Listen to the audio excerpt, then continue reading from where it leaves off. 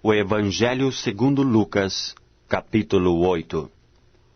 Aconteceu depois disto que andava Jesus de cidade em cidade e de aldeia em aldeia, pregando e anunciando o Evangelho do reino de Deus, e os 12 iam com ele. E também algumas mulheres que haviam sido curadas de espíritos malignos e de enfermidades.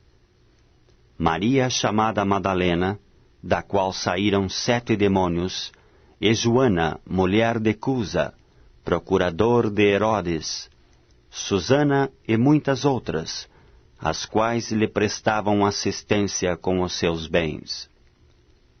Afluindo uma grande multidão, e vindo ter com ele gente de todas as cidades, disse Jesus por parábola: Eis que o semeador saiu a semear, e ao semear, uma parte caiu à beira do caminho, foi pisada, e as aves do céu a comeram. Outra caiu sobre a pedra, e tendo crescido, secou por falta de umidade. Outra caiu no meio dos espinhos, e estes, ao cresceram com ela, a sufocaram. Outra, afinal, caiu em boa terra, cresceu e produziu a 100 por 1. Dizendo isto, clamou: Quem tem ouvidos para ouvir, ouça. E os seus discípulos o interrogaram, dizendo: Que parábola é esta? Respondeu-lhes Jesus: A vós outros é dado conhecer os mistérios do reino de Deus. Aos mais fala-se por parábolas, para que vendo não vejam, e ouvindo não entendam. Este é o sentido da parábola: a semente é a palavra de Deus. A que caiu à beira do caminho são os que a ouviram. Vem a seguir o diabo e arrebata-lhes do coração a palavra, para não suceder que crendo sejam salvos. A que caiu sobre a pedra são os que, ouvindo a palavra, a recebem com alegria. Estes não têm raiz, creem apenas por algum tempo, e na hora da provação se desviam. A que caiu entre espinhos são os que ouviram, e no decorrer dos dias foram sufocados com os cuidados, riquezas e deleites da vida. Os seus frutos não chegam a amadurecer. A que caiu na boa terra são os que, tendo ouvido de bom e reto coração, retêm a palavra. Estes frutificam com perseverança. Ninguém, depois de acender uma candeia, a cobre com um vaso ou a põe debaixo de uma cama. Pelo contrário, coloca-a sobre um velador, a fim de que os que entram vejam a luz. Nada há oculto que não haja de manifestar-se, nem escondido que não venha a ser conhecido e revelado. Vede, pois, como ouvis, porque ao que tiver, se lhe dará, e ao que não tiver, até aquilo que julga ter, lhe será tirado. Vieram ter com ele sua mãe e seus irmãos, e não podiam aproximar-se por causa da concorrência de povo. E lhe comunicaram: Tua mãe e teus irmãos estão lá fora e querem ver-te. Ele, porém, lhes respondeu: Minha mãe e meus irmãos são aqueles que ouvem a palavra de Deus e a praticam. Aconteceu que, num daqueles dias, entrou ele num barco em companhia dos seus discípulos e disse-lhes: Passemos para a outra margem do lago. E partiram. Enquanto navegavam, ele adormeceu. E sobreveio uma tempestade de vento no lago, correndo eles o perigo de sossobrar. Chegando-se a ele, despertaram-no, dizendo: Mestre, mestre, estamos perecendo. Despertando-se Jesus, repreendeu o vento e a fúria da água. Tudo cessou e veio a bonança. Então lhes disse: Onde está a vossa fé? Eles, possuídos de temor e admiração, diziam uns aos outros: Quem é este que até aos ventos e às ondas repreende e lhe obedecem? Então rumaram para a terra dos Gerazenos, fronteira da Galileia. Logo ao desembarcar, veio da cidade ao seu encontro um homem possesso de demônios, que havia muito não se vestia, nem habitava em casa alguma, porém vivia nos sepulcros.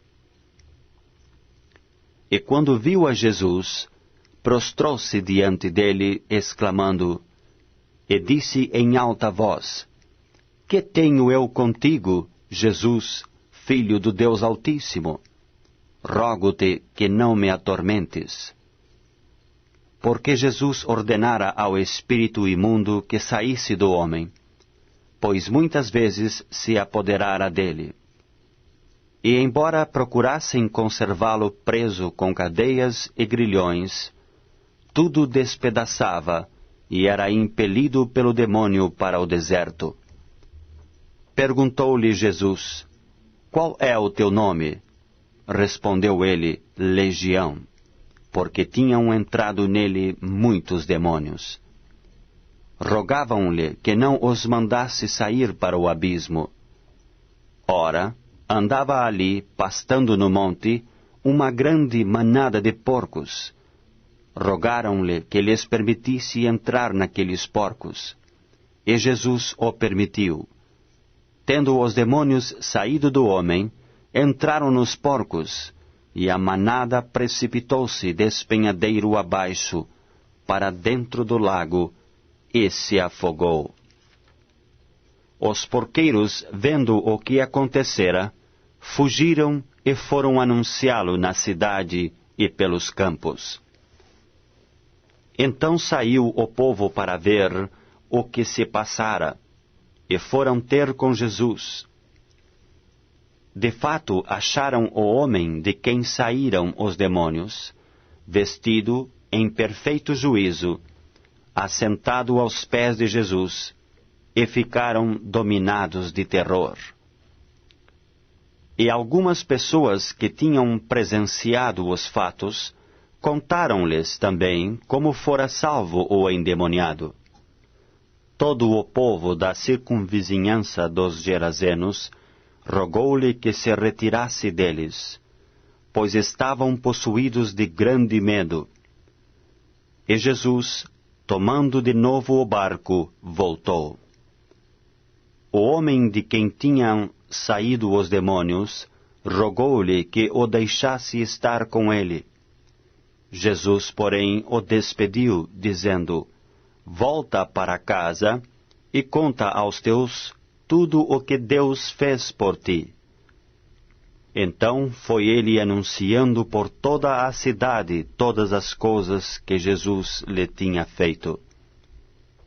Ao regressar Jesus, a multidão o recebeu com alegria, porque todos o estavam esperando.